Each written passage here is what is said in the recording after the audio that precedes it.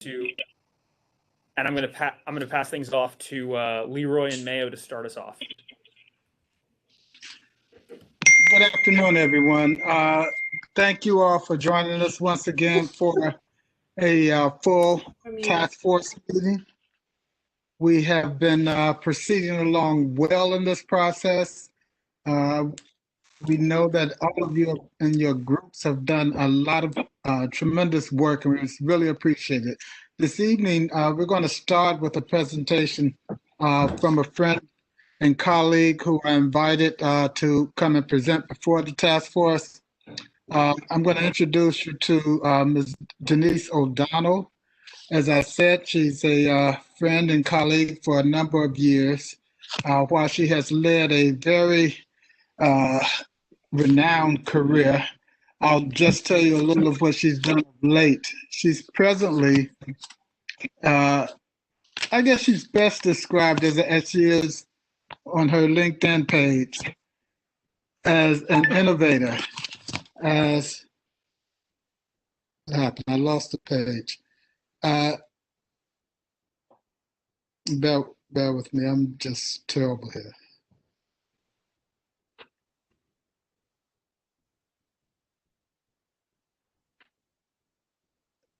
Okay.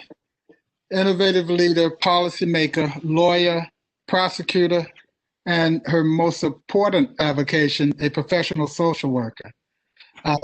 She presently works as a senior fellow at the Marion Institute of Urban Management and the Alignments Program. Prior to that, she was executive director of Leadership for Justice Innovation. And before that, she spent 5 years with the Obama administration as director of the Bureau of Justice Assistance. I was talking with her recently, along with another friend who's executive director of the Osborne Association, of important work that they are doing in cooperation with the International Chiefs of Police Association. And I asked her to come and speak to the task force about this collaboration.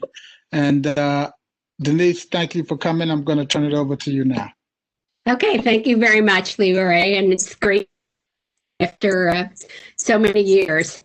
Hello, everyone, and thank you for inviting me to speak with you. I know you have a very busy agenda, and I'm going to speak to you about a project that I'm very passionate about. So, Leroy, it's up to you to cut me off when you think we need to move on, because I know you have a busy agenda. So I am very fortunate right now to be working as the project director for the Osborne Association on a project with the Buffalo Police Department that is modeled after a project that the Osborne Association and myself, when I was director of the Bureau of Justice Assistance, did with the International Association of Chiefs of Police. And we call the project Safeguarding Children at the Time of Arrest. And basically a little bit of background, back in 2014, the Domestic Policy Council at the White House really began focusing on children of incarcerated parents. And we did a lot of that work at BJA because we administer the Second Chance Act, and we really focus on law enforcement and the entire criminal justice system. So we began to really look for community partners, and the Osborne Association has been doing this for many, many years. So they partnered with us in beginning this project. And one of the reasons is that during their work with young people who have incarcerated parents, they recognized that one of the major sources of trauma that those children experienced in their youth and growing up was witnessing an arrest of a parent or other law enforcement activities like serving a search warrant or having a search warrant done at their home. And that was a major driver of trauma for young people. And we really started to focus on that and listen to them and hear their voices and what their experiences were. And who better can respond to that trauma and do something about it than police? So police are, in fact, the only ones that can. They're the first responders in those situations. And so we developed a large group of police chiefs around the country, leaders who were working on issues with children of incarcerated parents, behavioral health experts. Osborne's done a lot of work, including work with Sesame Street and other work on a national level, to really focus on the needs of children whose parents are incarcerated. But we focus at this time really on policing and what police could do to reduce the trauma.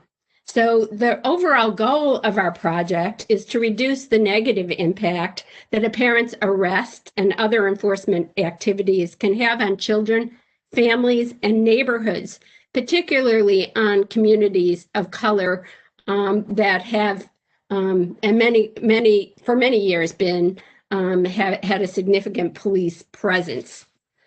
So that work, there is really a robust body of work that came out of that. There's a model policy that the IACP has produced for police departments that police departments can implement and tailor to fit their own department. They develop protocols, training videos, and other materials. Fast forward now to our project in Buffalo.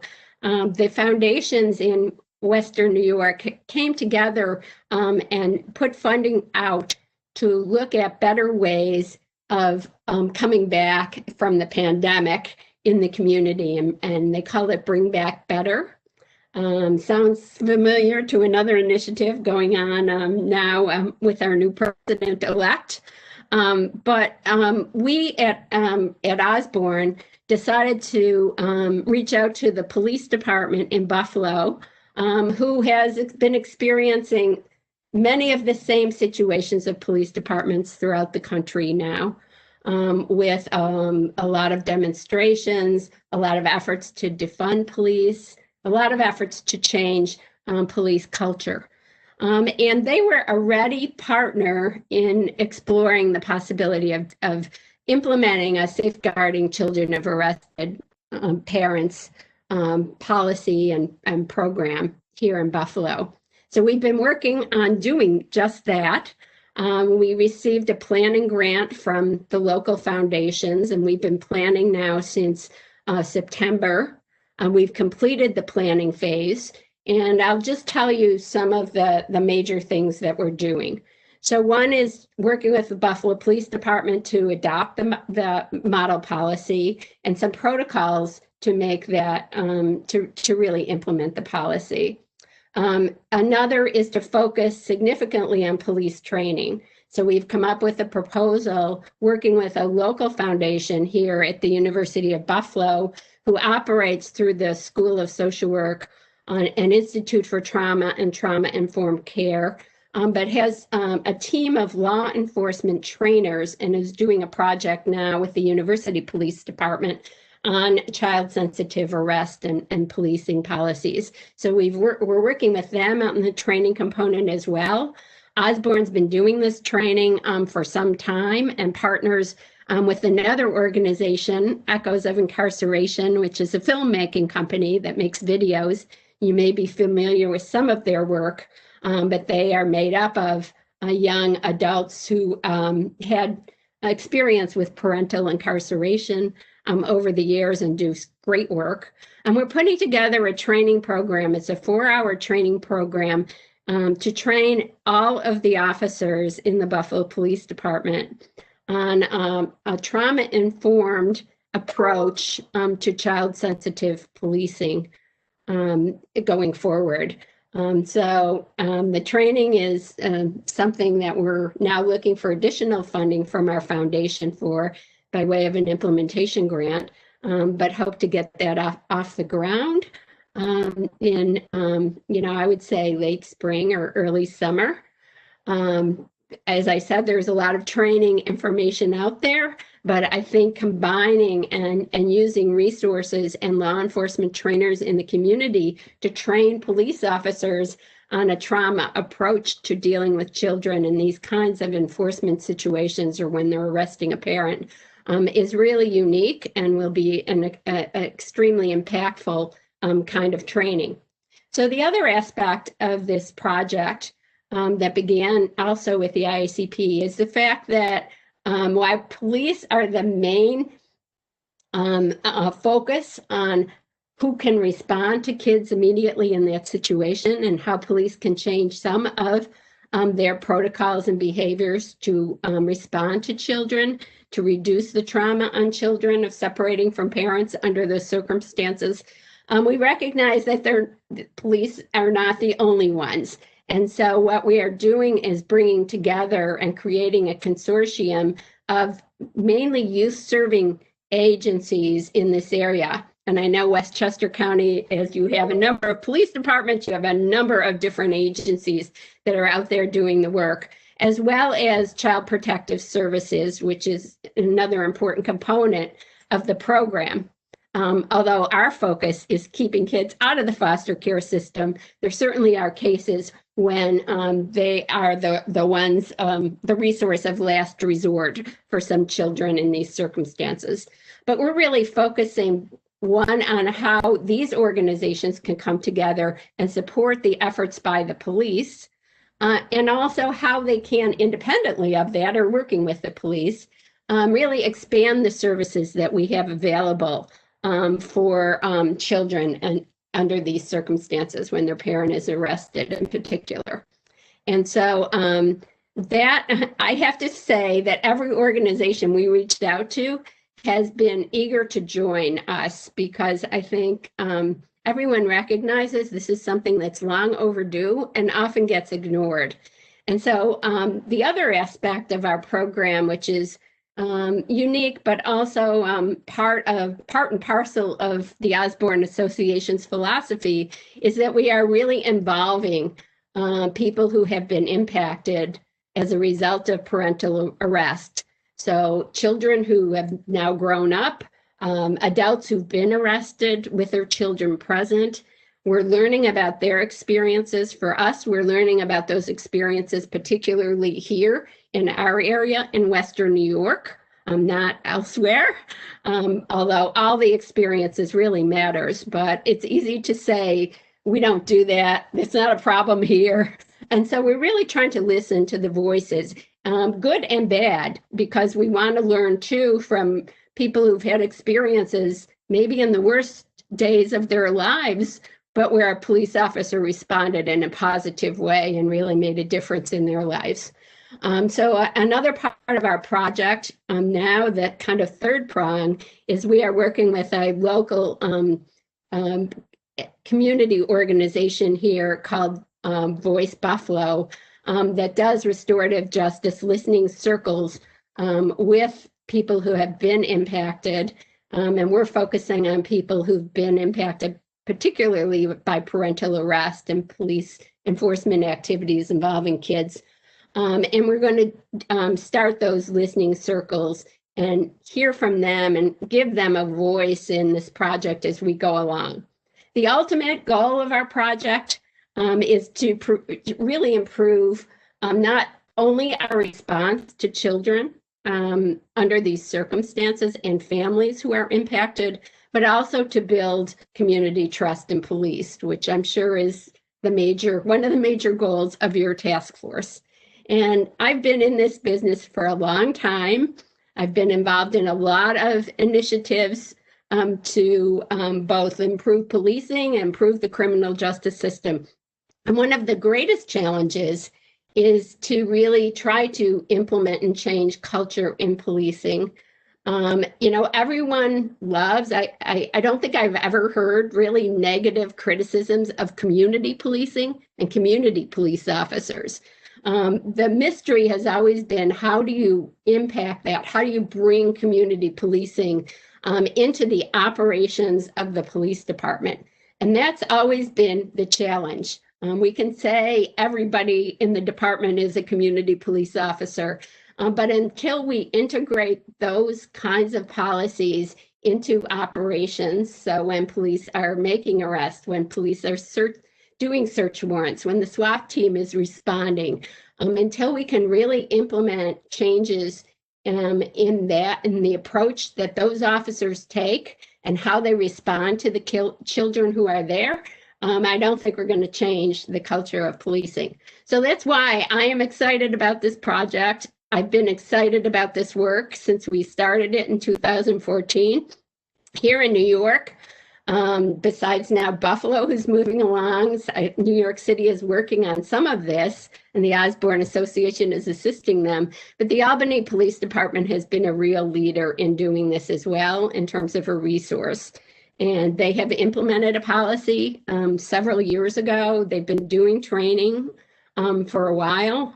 They recognize that this not only is reaching out to our children, which is so important to all of us, but through the children to parents and to changing the way our police departments are impacting with people in communities, particularly our Black and Brown communities that have such a police presence. So I'm going to pause and see if there's any questions. There's lots more I could talk about, but this gives you an idea of the project. Thank you very much, Denise. That's a good synopsis, and we appreciate you presenting to us. Are there any questions from any of the task force members? Well, we will be able. If anyone does have questions who's an attendee, please submit them to me through the chat function, which can be accessed in the bottom right-hand corner of the screen. There's a little icon that looks like a word balloon.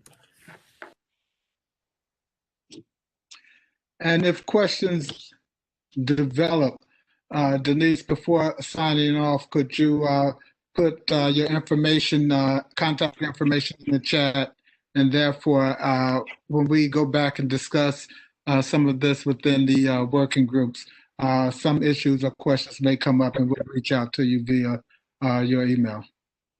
I'd be happy to do that. Happy to answer any questions that you have. We have an advisory group now, I want to mention, with 22 participants on our advisory group for the project. 5 of them are police officers from the department at various with various different positions in the police department. Several of them are from the child protection world, but the majority of them are either people who've been impacted or from youth serving organizations that are trying to come together to really address how we can have better resources in our communities with kids. So I think that's a critical part of the project. It's not just a police project, but it's an entire community-wide and regional effort. So I'm happy to do that. And if we can offer any assistance to you all, we'll be happy to do that. Thank you. Okay. I don't see it in the chat. Mayo, were you about to say something? Yeah, I did have one question, and that was whether your organization played any role in the development of Carroll's Law in Buffalo. Well, we did not, but we belong, Osborne belongs to advocacy organization here who has been working on a number of issues, including that issue. So we participate, our advocacy group at Osborne does participate in the local efforts to try to address a number of things. You know, they've made a number of different reforms already. Besides Carroll's Law, really reducing the number of no-knock warrants, making it very difficult. They've now started a mental health initiative. So there's a lot of things going on, as I suspect with all of your various police departments in Westchester, that you're doing, a number of different things all at the same time. And that's one of. Thanks for asking. Thank you very much. Really appreciate it. And thank you for all of your effort, and thank you for taking the time to present to us this evening. Happy to do it. Have a great day. Okay, you too. Thanks again, Denise. Okay. All right. At this time, I'm going to invite Detective David Clark to give us our first report for our first working group, which will be on behalf of the Qualifications and Recruitment Working Group. Good evening, Detective Clark. Hey, good evening, everyone. Thanks for having me, and thanks for having me a part of the Qualification and Recruitment Working Group. I was fortunate to work with these fine people and I'm going to start with recruitment. Our working group has followed recommendations related to increasing the diversity and size of the applicant pool to become police officers. So the first point that we touched on was creating some revisions to the civil service rules as it relates to possibly getting the change of cutoff age for applicants. Right now, that current age is 35, so possibly increasing it to about 40. Our reasoning for that is a lot of the police officers that come in, you can be hired, you can take the test at 19, you can be hired at 20. And a lot of police officers that are young, they don't really have life experiences. And to cut people off at 35 and to say that they're not physically fit and things of that nature, I mean, there's some pretty physically fit people between the age of 35 and 40, and they also bring tons of life experiences to this profession. Um, Secondly, we wanted to require the top scorers to be evaluated before those with the lower scores, especially those who may have other skills. So if they came from professions that had de-escalation experience or working with specific populations, if they had tons of community service or community relationships, diversity, etc. Um, Another thing that we touched on, which definitely would have to come from civil service, is the expansion of the 1 in 3 rule to allow the selection of up to 15 candidates in the top 2 scoring levels. Because with the 1 in 3 rule, it's pretty tough for a lot of the municipalities to pick when they want to do promotions or even when they want to hire for the jobs. They have to go through the first 3 people first, and necessarily you may not have great candidates when you're only dealing with a 1 in 3 rule. At least if you expand it to 1 in 15, you increase the pool of candidates to pick from. Um, Also, we wanted to see if they could increase the frequency of offering the civil service exam to about every 2 years. And if that's not possible, at least possibly move to a continuous list model. Um, this will allow the departments in Westchester to access multiple civil service lists all at the same time. So there would be a local list, there would be a regional list, and then there would be the Spanish speaker list, for example, so that some departments that need a Spanish speaking officer in their community would be able to pick from that pool as well. Um, our second point was changing the narrative regarding Black and Brown communities and the negative impact and stigma they perceive regarding becoming a police officer. So one of the things was creating citizens police academies and youth police academies in all of the different municipalities. This way, we will be creating opportunities for the community to see inside the police department within their towns, villages, and cities. Um, it creates opportunities for officers to be in the community and be hired from the community because, you know, now they may have more of a vested interest in becoming a police officer in the town or a village or city that they're from. Um, Also, community relations officer who actively and regularly reaches out to local groups and civic organizations to offer assistance or make them aware of upcoming community events so there may be more positive interaction with the officers in a less intimidating circumstance. So basically, the departments in Westchester, you guys should be utilizing all of your up and coming stars in the police department, especially your community policing stars for police recruitment, because there's no better people than the cops that are from the towns, from the villages, but especially those police officers from those towns and villages that are promoting and pumping community policing that people gravitate to. Um, our third point was making sure that officer wellness was definitely a major option so that it can protect the officers, even going further than the normal EAP programs that most police departments have. The focus with officer wellness for police officers is definitely necessary because most police officers are that type A personality. And of course, when situations happen, everyone's going to always say, I'm okay, I don't really need help. But I mean, It's a profession where PTSD is definitely something from year to year that they are all facing, the calls that we go on, the things that we see. So officer wellness definitely needs to be something that is implemented. Number 4 was increase access to the test and preparation for the test, especially in communities of color. Um, Examples could be getting out practice tests, um, having the resources to get into certain communities, the Barron's Police Test Book, so that they can study, and others that may help with skills necessary to do well on the exam, such as reading comprehension skills. Um, each municipality, town, village, and city at least provide funding for tutorial classes prior to taking the civil service exam.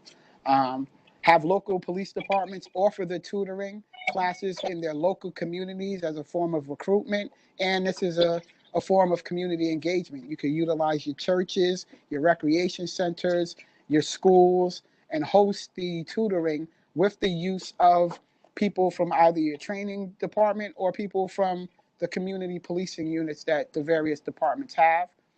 Also utilize the Black law enforcement, Hispanic, and minority law enforcement groups to do a lot of the outreach and host these tutorial classes as well. Success is credibility. If minorities believe they have a chance, they are more likely to be open to the opportunity. And what better way to promote it than using former minority police officers that are part of these groups? They could be active or retired. The help is definitely welcomed in helping this recruiting process. The next piece was initial qualifications. So in addition to scores, and in addition to the physical tests and the psychological tests and things like that, number 1, we wanted to make sure that everyone is subject to a background check and a mental health screening, including review of disciplinary records from other police or corrections departments. So this would apply to people that would want to transfer, or if they took a test and then they wanted to be pulled from another list, but they work at another police department. Definitely include references, have valid references from other departments or from people in the community. They should be evaluated also not only for strong skills, but also for soft skills, such as how do they communicate? How is their communication? How is their adaptability to diverse communities? What is their adaptability to diverse circumstances? Do they have good decision-making or problem-solving skills? And then get creative in the interview process. So perhaps use video simulator to have all new officers or transfers to interact with scenarios to see how they would react in certain situations under stress. Shared services idea for police municipalities that can't afford the simulators on their own. Number 3 was to make sure that they demonstrate high moral and ethical standards. And number 4 is they wanted them to become licensed like other professionals, like how nurses have a certain license and they have to uphold it within the year and follow all of the guidelines, that as well. Number 5, be required to attend mandatory training and successfully been assessed on critical issues like implicit bias, cultural competency, de-escalation, mental health diversion, communication skills, and then some ongoing qualifications as well. So to continue to serve, police officers should, number 1, be required to participate in ongoing training on many of the same issues referenced above, be subject to an annual mental health screening, not as elaborate as your first psychological when you're coming on the job. So one that's less elaborate than the current evaluation for a new hire, but just a screening to make sure that you're on the same level and there haven't been any traumatic stresses or changes psychologically while you've been performing your duties. Number 3, to make sure that they meet performance standards, which include their community engagement, their ability to interact with diverse communities respectfully, their de-escalation skills, and their civilian complaint history. Number 4, for supervisors, they should be evaluated for their own attributes and successes, but also the performance of their officers around these same areas, as well as their record for hiring and promoting officers from diverse backgrounds and for imposing appropriate discipline when their officers engage in misconduct. Um, the last piece was disqualification. So if there was a failure to pass the mental health screening, they were okay with that. Number 2 was have some consistent level of poor performance evaluations that are always documented. And then number 3, should there be a certain number of complaints that disqualify someone from remaining a police officer? So those were pretty much collectively what we came up with from the qualification and recruitment working group. And we had great discussions, and I think we came up with some pretty valid and good ideas, and I hope you guys liked it. Thank you very much, Detective Clark. Truly appreciate it. And absolutely, a ton of work was done. Really appreciate all of the effort for the entire group.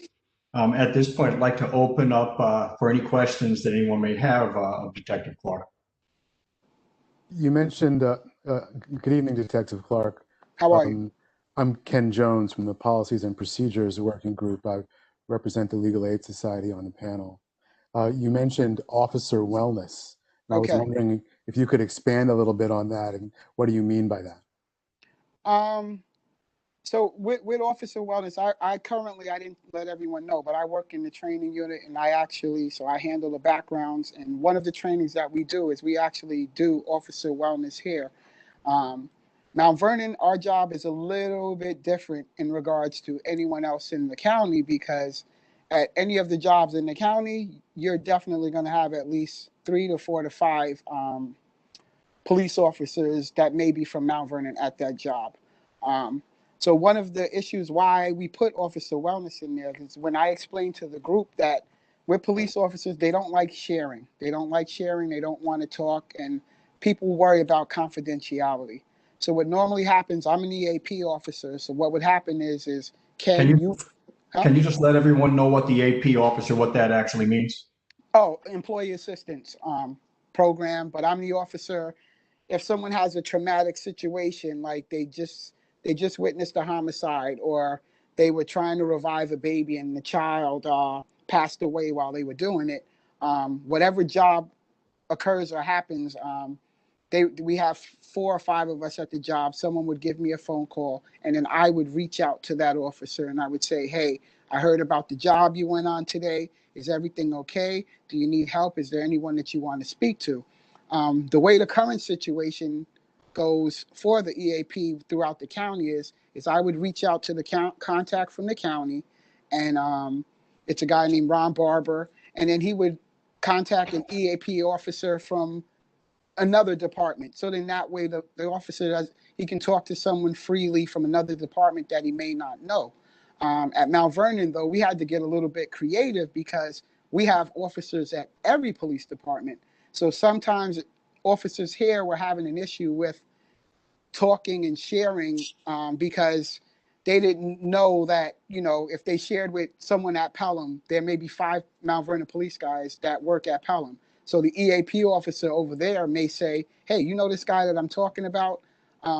So that confidentiality could be compromised if someone, gave them an opinion of that person.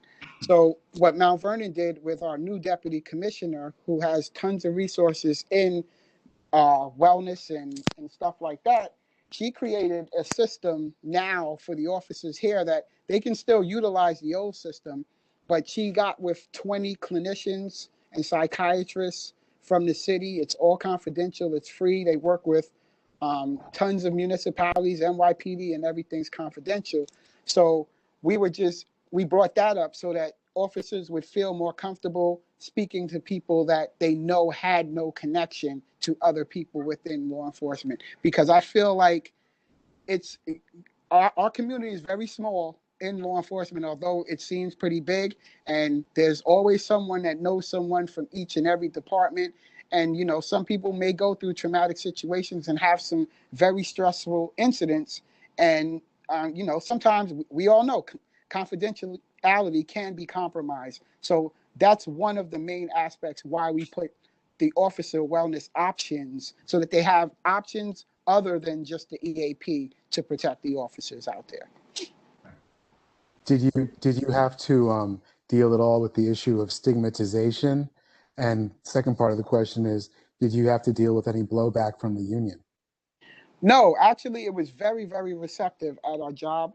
We actually just had that training cycle that we completed officer wellness that was done in October, and it was very, very, very, very well accepted. And tons of officers have been utilizing it. It's called MVPD Well, where she created it's a phone number, a whole separate website. When you call, you speak to the person, and no one knows. No one actually knows. All the officers were given business cards with all of the numbers and contacts. And it's not only just psychologists. There's a religious piece. There's credit help, all kinds of things. Any type of help that you need. It's great. It sounds like Mount Vernon is ahead of the curve. That's excellent. Thank you. Thank you very much. I think there may have been another comment. Hi, everyone. Yes, we received a brief comment from Mr. Kenneth Chamberlain, Jr.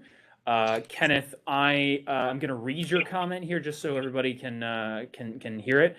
So Kenneth expressed he doesn't believe that there should be an age cutout point. His opinion is that regardless of your age, if you're in good mental and physical shape and you can demonstrate that you can handle the physical rigors associated with the job of a police officer, then you should not be restricted to entry and to service as a police officer. He gives an example that although he has no desire to work as a law enforcement officer at his age, he at the same time is in better shape than many people in their 20s and 30s, and thus could be bringing extra capacity to the work. Thank you. And I think that the group agreed with that suggestion, that there were a lot of people who were outstanding candidates and were barred from participating based on their age, and quite often they may have been physically at least equal to someone who was younger. So the suggestion, I think, is in step with what Mr. Chamberlain suggested.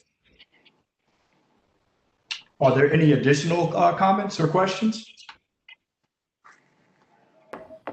Not at this time. If anybody else does have any, again, the chat function is in the bottom right-hand corner of the screen. It looks like a small word balloon. Thank you very much. So with that being the case, we'll move on to the next presentation this evening, which will be from Reverend Stephen Pogue, and he'll be presenting on behalf of the Training and Equipment Working Group. Thank you very much to our chairs. Thank you for having us. I want to first of all thank the Training and Equipment Working Group. It is a very hard-working group, very thought-provoking group, and want to thank Commissioner Gleason and Lieutenant Longy from the Academy, who have made themselves very available to us. I think we should just put Lieutenant Longy on this committee, on this subcommittee. He's been almost in all of our meetings, but he has given us some invaluable information for us to continue to move on and do our report. We have nothing much new to report. We're working on finalizing our recommendations for the final report. And so we continue to work on that. We'll probably meet next week to kind of get those final recommendations together. And so we've been working hard in making sure that I think one of the most important aspects for police reform is training and what that looks like across our county. And I believe that when our report is given, we're going to have some impactful recommendations for some changes, some of which are happening even right now, as we've made some recommendations through this process, and the Academy has agreed to do some of those changes as much as they can. And so we're grateful, and hopefully we can get some more crisis intervention training or some more crisis intervention personnel on board, because it's happening all across our county, especially in the midst of a COVID, in the midst of a pandemic. we're finding more and more instances. I'm the chaplain for the police of Mount Vernon, and one Saturday night I was home. I get a call from the chief to come out to a scene because they had somebody on the roof, and there was no CIT team that would come. So the chaplain was next in line. And so just to go have to be on that scene, and it makes us to realize that that is a very important aspect of training and making sure that there are personnel in place to handle those things for us when they go down. So that's really our report. I look forward to, we look forward to finalizing our report in the next couple of days with some very impactful recommendations. So thank you, Mr. Chair. Reverend Pogue, first of all, I want to thank you for your effort, and I join in your sentiment that your working group has been phenomenal.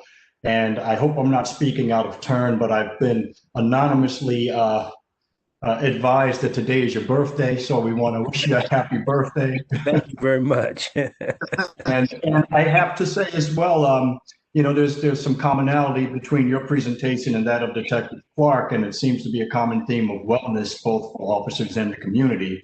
And one of the things that we're going to do in the near future, ideally next week, is schedule a presentation by ABLE to come to present to the entire task force, and we may open it up to additional task forces and working groups throughout the county to talk about exactly looking at the model of community and officer wellness and how they've had a lot of success there throughout the country. So that's something that we can look at, and it stresses not just you know, the wellness of the officer, but the overall wellness of the community. So that's tremendous. And the other thing that I'd be remiss if I didn't mention that the county executive, George Latimer, has already expressed support for adding additional crisis intervention teams.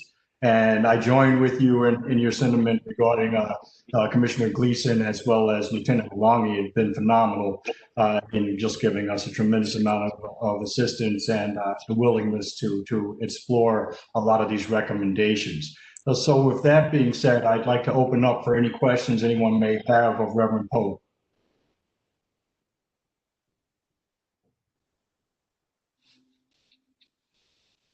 Yeah, I see none in the chat, Mr. Co-Chair. Okay. All right. Copper, do you see anything else or no? And if there is one, we can always come. No additional questions or comments at this time. Okay, beautiful. Thank you very much. Thank you very much, Reverend Pogue. Our next presenter is going to be Sean Floyd McClary. She's going to present on behalf of the Community Engagement Working Group. Thank you so much. It's just an honor again to be here tonight. I share the same sentiments. Happy birthday again. And just working with this esteemed group of diverse thinkers, passionate activists. We definitely have a consensus with our community engagement group that the community needs well-trained, well-supervised, well-disciplined police, and the police need a community that is willing to support and collaborate with them in accomplishing their mission to society. In order to accomplish this, community engagement is key. And while we have no new recommendations, we are undergirding our current recommendations for the report with research, more observation, and at this time, the components or the elements of that report will still include recruitment, training, communications, rebranding, and we're still asking ourselves the driving question, what do we want in a police officer? What community relations look like? How does that look like? How does that look to a child?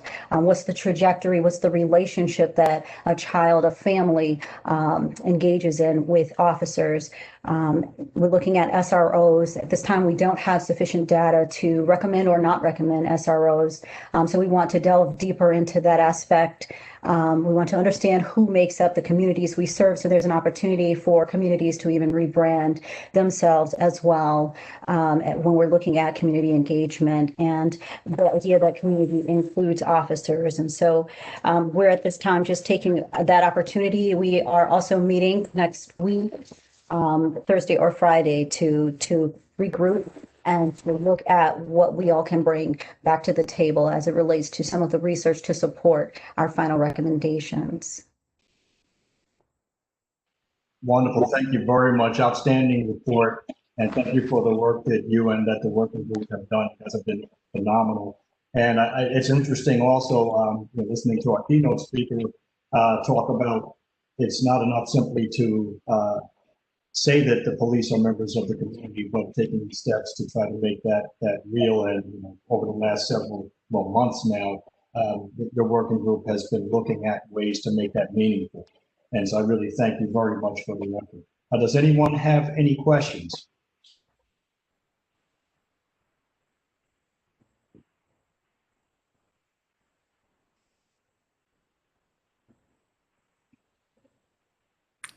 It doesn't. No questions in the chat at this time. I'll let you know if anything comes through. Thank you very much, Barbara. Thank you. At this time, I will now introduce Legislator Colin Smith, and he's going to be the presenter for the Accountability Working Group. Okay, thank you, Mr. Co-Chair. Can you all hear me? Yes, thank you very much. Okay, great. So I'll start by saying happy birthday, Reverend Pogue. And thank you for all the presenters. I'm liking this theme, this common theme of officer wellness, because I think it's an important one, and that dovetails. And also, thank you, Denise O'Donnell, for your informative presentation. Very much appreciated that. So, I have a lot of information, as you know, co-chairs, and so in order to not miss anything. Unlike some of my colleagues, I am going to be reading primarily. So our working group has met twice since the last task force meeting. I'm representing the accountability working group. We met on the 17th and the 23rd of November. We had guest speakers also come to join us. Westchester County Legislator Chris Johnson, who came and spoke about his proposal with respect to a independent police review board. And we also had New York State Senator Jamal Bailey join us and talk about the initiatives at the state level, the legislative initiatives at the state level that he's supported, and as well as some which he has spearheaded. So some of the key issues and needs that are under the outcomes heading. We continue to see the interrelationship between accountability and the other areas being examined by this task force. Since our last report, we have also determined the need to expand our recommendation for an Office of Police Accountability to include officer wellness by establishing a mechanism for officers countywide to report concerns about the mental and emotional well-being of colleagues and/or themselves, and an ability to provide confidential services or referrals for services. We believe that there are several factors that urge the creation of this capacity by the county, notably the alarmingly high rate of suicide among police officers in New York City, the recent and tragic suicide by one of our young officers here in Westchester County, as well as the pressures created by the pandemic, the public sentiment regarding police, and expected ongoing culture shifts in law enforcement.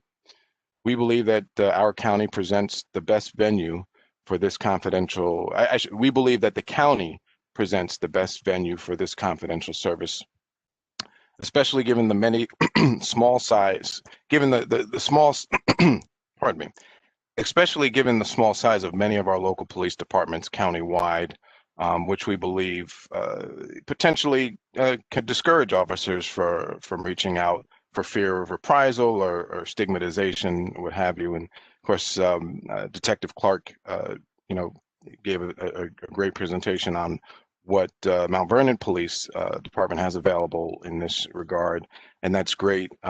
We definitely support that, but other police departments, perhaps not as situated, could potentially benefit from a countywide resource in that regard. Also, our group has examined taken a look at potentially requiring officers to carry their own liability insurance at their own expense.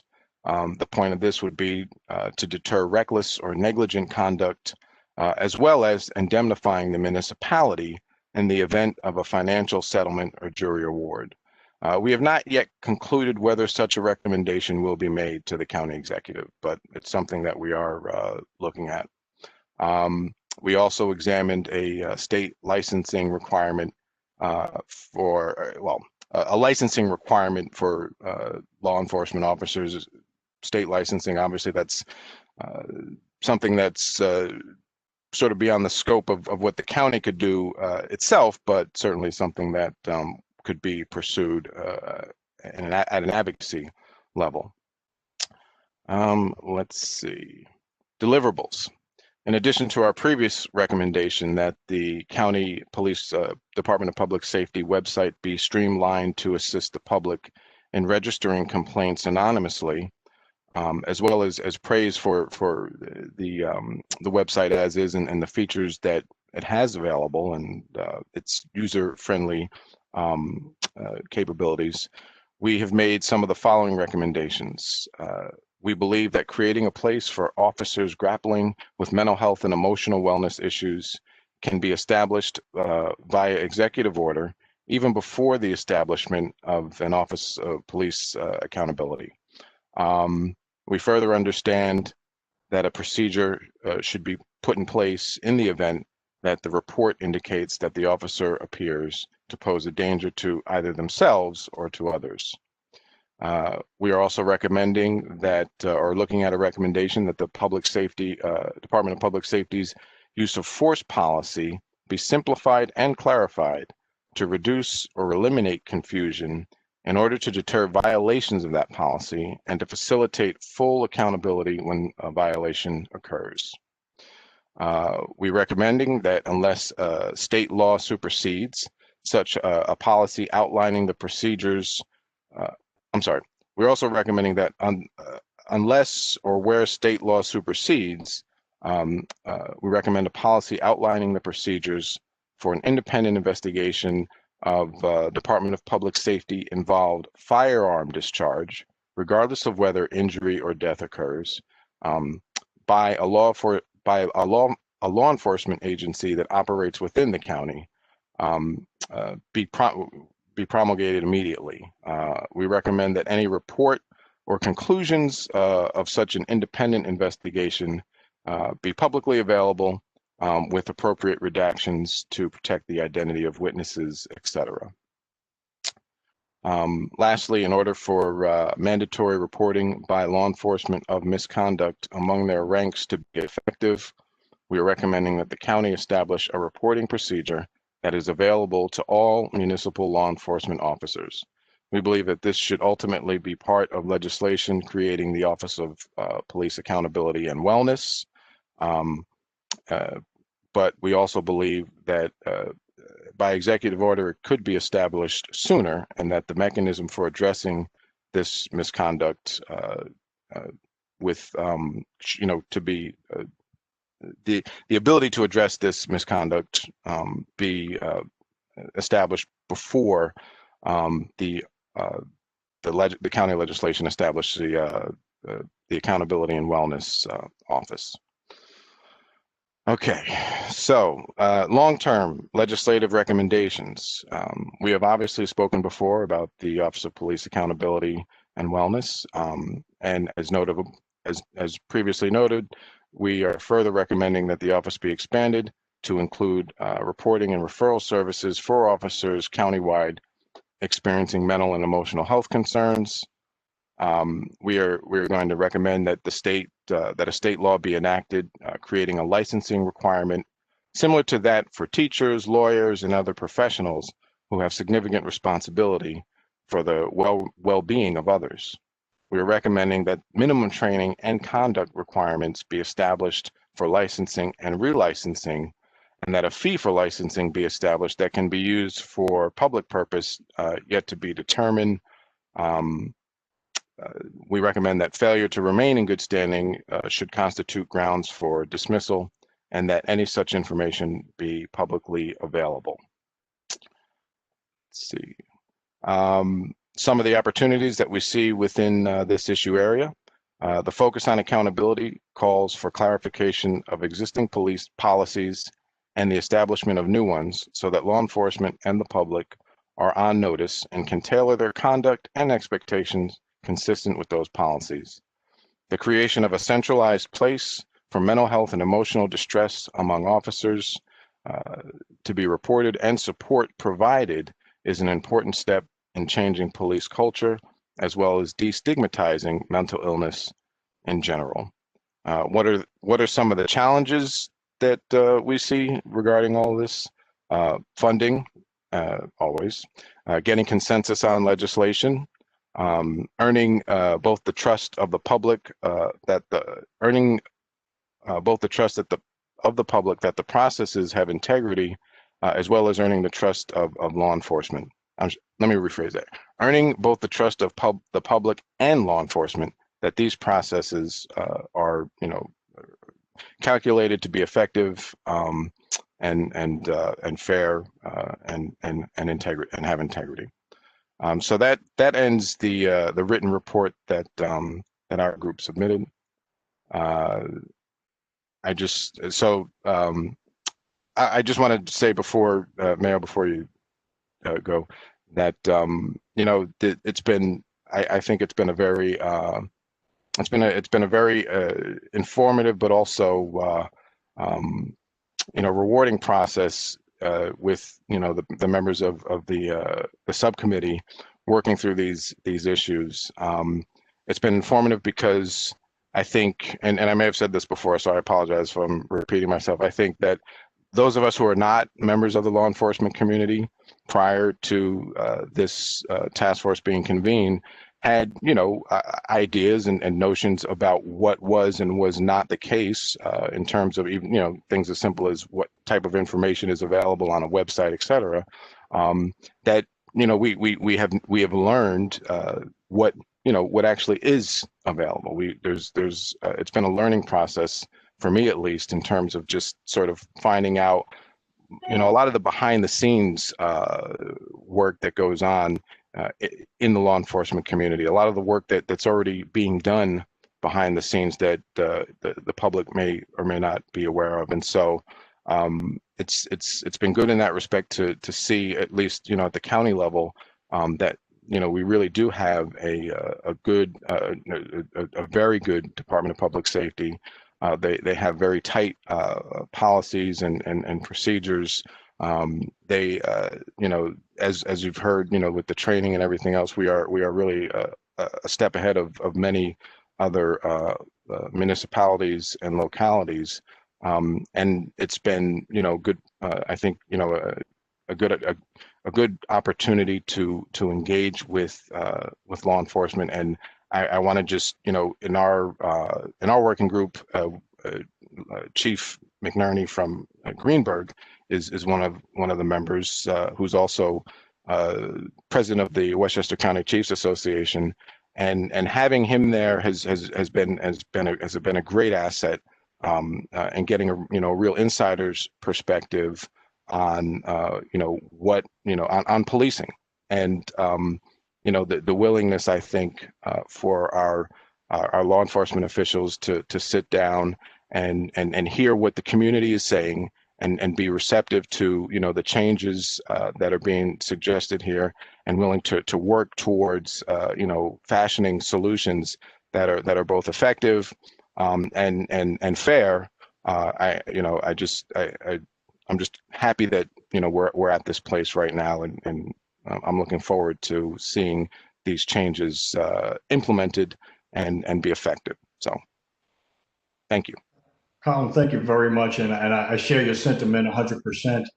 And I think that the work that's been done has been open. It's been honest. People have shared, and they've had conversations that sometimes are difficult conversations. Although I think that I haven't seen them presented in a difficult way. So people seem to really be valuing the perspective of someone else, and as a result, I think we really have had a lot of productive give and take, and some outstanding meetings. And I appreciate your perspective as well. And the group has been outstanding. They've come up with some, I think, tremendous suggestions, some of which we're going to be able to try to implement in the county, some of which may require a suggestion of statewide legislation. I thank all of you for the effort, though, and I think you brought up a great point that we've had some great partners from our law enforcement members, and they've shared a lot, given us a lot of insight, things that we might not have known about without their willing and active participation. And it's the same for everyone else. Every stakeholder has brought a great perspective. I intended to say this after the last presentation, but I think it was a great segue because all of you have worked a tremendous amount of time. Every member here, all of our liaisons, everybody has really dedicated and immersed themselves. So with that, I'd like to open up for any questions anyone may have of Legislator Smith.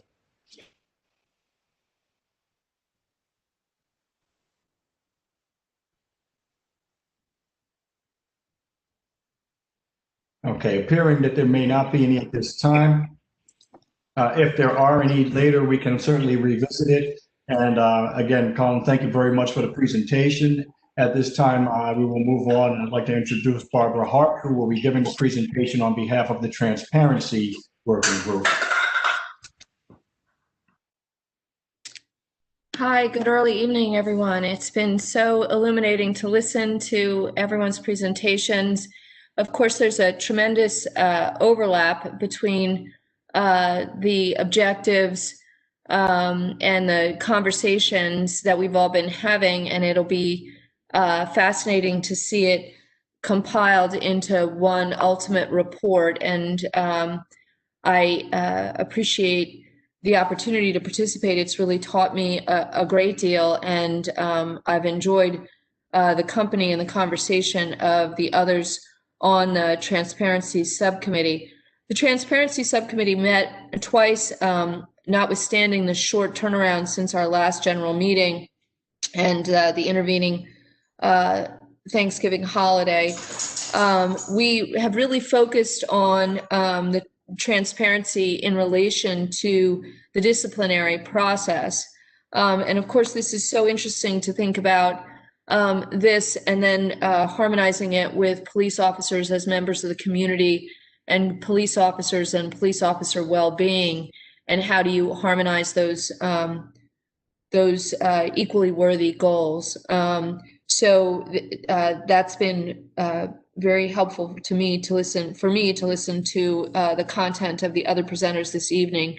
As we discussed at the Transparency Subcommittee and looked at the disciplinary process and how the department can open it up for public view and scrutiny, we discussed the repeal of Civil Rights Law 50A and the interplay of the Freedom of Information laws. There was a consensus that most of the substantiated complaints would or should be subject to disclosure to the public. And substantiated complaints versus perhaps grievances or ad hominem or cross-checked, unsubstantiated complaints was a significant area of discussion. The subcommittee discussed and compared other professionals as opposed to police officers, such as doctors and lawyers, in which disciplinary records are of substantiated complaints, meaning ones that have been vetted, are public and may be requested by a member of the public upon request. And for instance, where an attorney is censured or admonished or disciplined by the disciplinary board or disbarred, that is all published or posted or within the New York Law Journal and kept as part of a public record. There was a concern about, reputational damage where the complaint was perhaps unfair or unvetted and unchecked. Every subcommittee member agreed that unsubstantiated complaints should not be made public or disclosed under any circumstances, that there was a sensitivity to the officer and that there had to be some credibility to whatever was being alleged before it would be posted, if posting is possible. Unsubstantiated complaints were akin to criminal cases, which are dismissed in a defendant's favor and sealed pursuant to a penal law. Therefore, they do not just do reputational damage to the person unfairly. The recommendations, what are the opportunities that we see within this issue or this area? We see the opportunity to further procedural justice, that is to allow the public access or a window into the procedures of how a complaint is investigated, how charges are brought against a police officer, and why not, and how those charges, if any, are resolved, and how discipline is meted out. We also thought that we should consider the ways in which the Westchester County Police Department may provide the public within a window into the disciplinary process from commencement to adjudication. Initially, there was some caution about this subject matter because for so long, disciplinary records were off limits. We believe, however, with the repeal of Civil Rights Law 50-A, there is no real obstacle to allowing the public insight into the process, which will go a long way into procedural justice, and we hope foster greater trust, credibility of the police in the community, and a greater working relationship between the police and the community. We discussed the possibility of having disciplinary records in a searchable format on the department's website in the event a member of the public wants to search the website for substantiated complaints. We are concerned and recognize both union issues, workers' rights issues, and privacy issues of the officers that are implicated by this. But we also feel that if something is adjudicated and substantiated and credible, that the public should have access to this, and thought that perhaps it would be publicly available. That's the interim report of the Transparency Subcommittee, and it was my pleasure to get to meet the people that are on it and to be working with them and to meet all of you, even if this is virtual. Barbara, thank you very much. You really put a lot into the presentation, and we covered a tremendous amount. You were able to really present it very concisely. A lot of time went into it, and we spent a lot of time looking at the aspect of fairness when it came down to what should be presented. And I think that everyone looked at it as we would want to be treated ourselves. So I think that in the long run, hopefully it'll be something that can be adopted. I think also I want to just thank everyone for the time that has been put in. And I know that we've had a pretty quick turnaround for each of our presenters. So we've had a lot that we had to do in a much shorter time than normal. Does anyone have any questions for Barbara at this time? I have a question, if that's Please. okay. Absolutely. Thanks. Thank you, Barbara, for the presentation. So my question is, are these is this a recommendation, because the repeal of 50A, of course, was at the state level. Are you suggesting a recommendation for, or was there any discussion about sort of advocating for like a modification of that repeal, or something here at the county level that would sort of interact with that? Just because I understand the discussion, but I'm just curious to know what, if any, recommendation is might be made along those lines. I think that it's still under discussion as to how this would be implemented, Legislator Smith.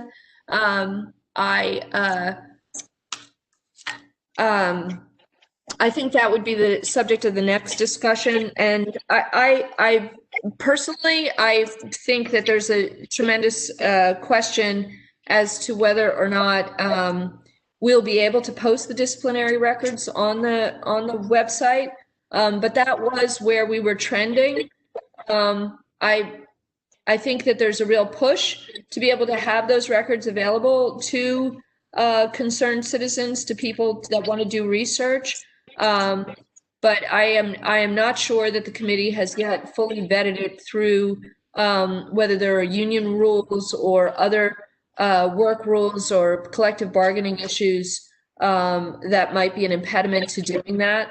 And so I don't want to pop off half informed on what's actually achievable. And I will say that there's litigation that's pending right now, so we're waiting on decisions. So depending on what the decision is, then it will make it pretty clear one way or the other what you're able to do. Thank you for the save, Mayo. The New York Civil Liberties Union is engaged, has already posted a lot of the disciplinary records from the New York City, and that's the PBA sought injunctive relief there, so we don't have a decision yet in terms of that case. Okay, thank you very much. Are there any additional questions? Okay, if anyone has any questions, we can always revisit it. Barbara, thank you so much for a wonderful presentation. And Colin, thank you for, that's a great question as well. Thank you. So at this time, we're going to move on to our last presenter, and that's going to be Ken Jones. And Mr. Jones is going to present on behalf of Policy Working Group and Procedure Working Group.